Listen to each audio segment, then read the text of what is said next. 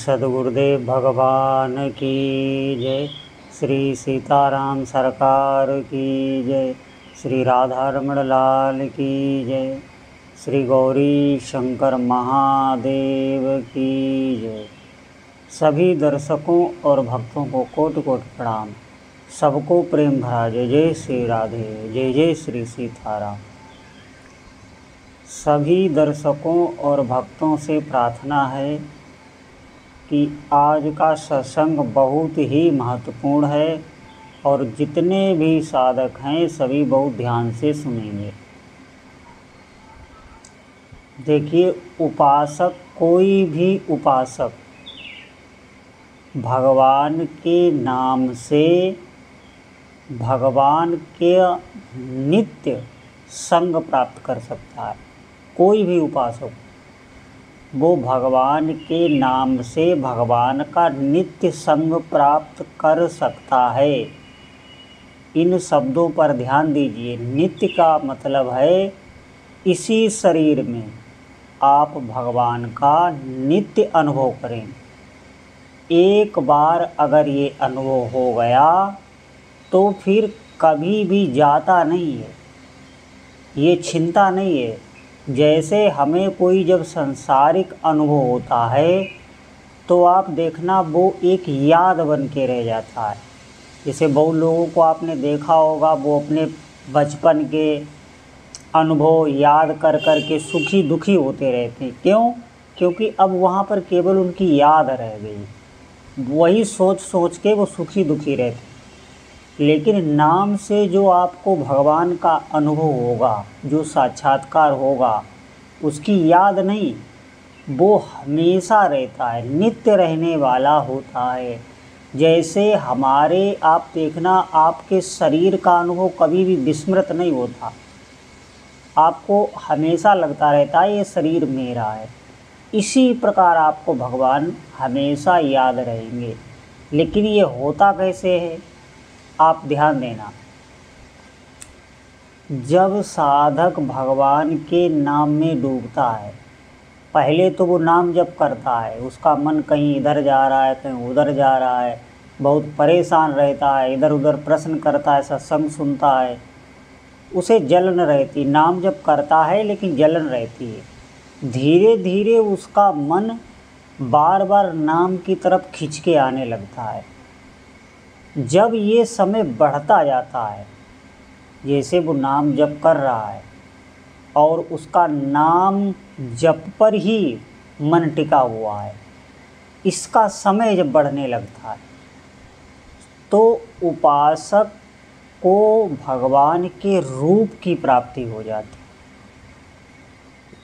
साक्षात सामने, ये सत्य बात है बिल्कुल। ये कोई कल्पना नहीं होती कि कल्पना करके आपको बता दिया जा रहा है कि भगवान सामने हैं या आपकी मानसिक कल्पना हो। प्रभु साक्षात उसी नाम धुन से प्रकट होते हैं। जब थोड़ी देर आप नाम जप करते रहेंगे तो नाम में मन आपका स्वतः तल्लीन होगा, करने की आवश्यकता नहीं। नाम जप करते करते नाम में मन स्वतः खोएगा, कोई आपको परिश्रम नहीं करना। फिर आपको एक रूप सामने प्रकट होता दिखाई देगा। ऐसा वैसा रूप नहीं होता वो, ध्यान से सुनना। ऐसा अनुभव होने लगता है कि भगवान उसके सामने खड़े हुए हैं। बिल्कुल, ये कोई मानसिक कल्पना नहीं होती। जैसे अभी आपके जो मानसिक कल्पना हो रही है, ऐसी वो नहीं होती। वो नाम भगवान की कृपा से आती है। पहले तो प्रभु बोलते नहीं हैं, फिर धीरे धीरे जब उसका भाव और आगे बढ़ता है तो वही भगवान बोलते हैं।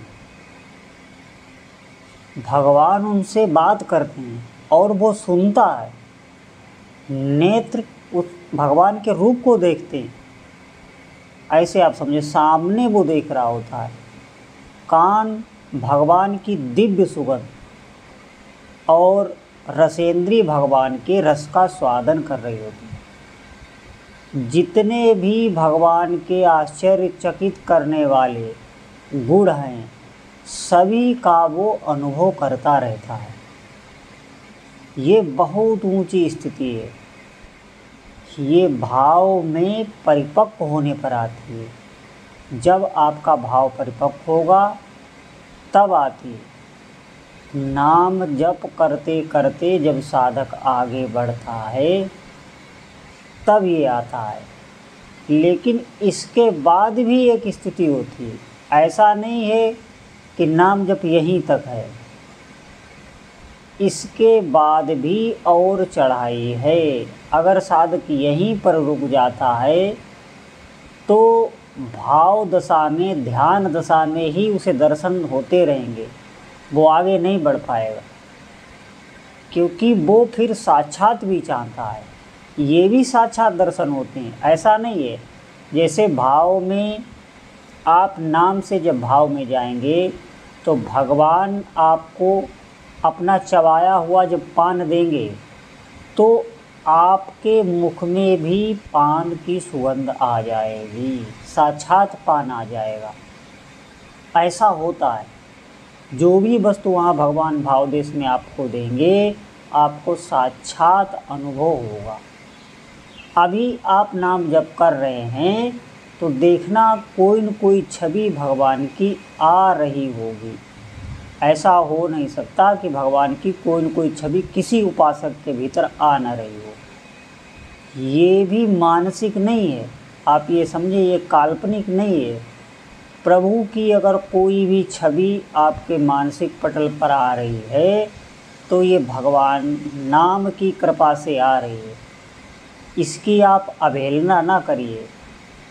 कहीं ऐसे शब्दों को सुनकर आप संशय ना करिए कि ये भगवान नहीं है, ये तो हमारे मन की उपज है। बिल्कुल नहीं।